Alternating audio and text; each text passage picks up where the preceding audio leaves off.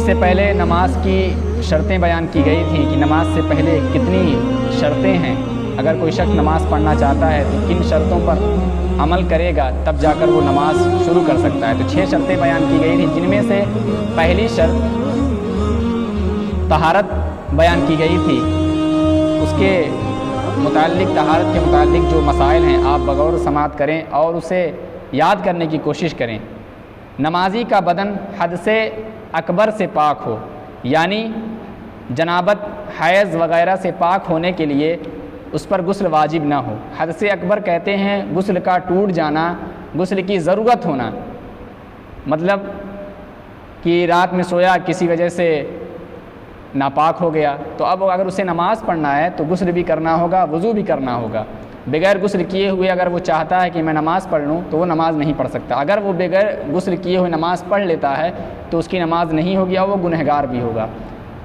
تو ایک نمازی کے لیے ضروری ہے کہ وہ پاک بھی ہو، صاف بھی ہو۔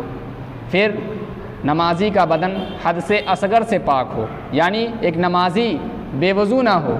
جس طرح نماز جنت کی کنجی ہے اسی طرح وضو نماز کی کنجی ہے، اور جس طرح وضو نماز کی کنجی ہے اسی طرح غسل یہ وضو کی کنجی ہے۔ اگر آپ نے غسل صحیح کیا تو آپ کا وضو بھی صحیح ہوگا، جب وضو صحیح ہوگا تو نماز صحیح ہوگی۔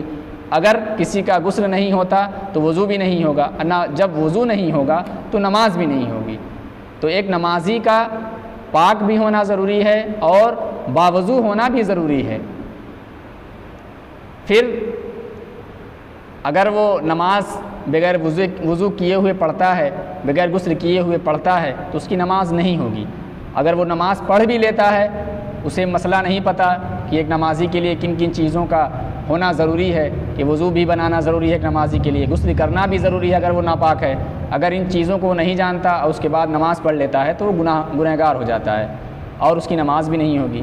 تو آپ ان چیزوں کو یاد کرنے کی کوشش کریں، اور یہ چیزیں آپ سنتے ہیں تو اپنے دوستوں کو بھی بتائیں، اپنے گھروں میں جا کر عورتوں کو بھی بتائیں۔ عورتیں بہت ساری ایسی ہوتی ہیں جن کو مسئلے مسائل نہیں پتہ ہوتے، جس کی وجہ سے وہ گنہگار بھی ہوتی ہیں اور نماز بیچاری پڑھتی ہیں تو ان کی نماز بھی نہیں ہوتی۔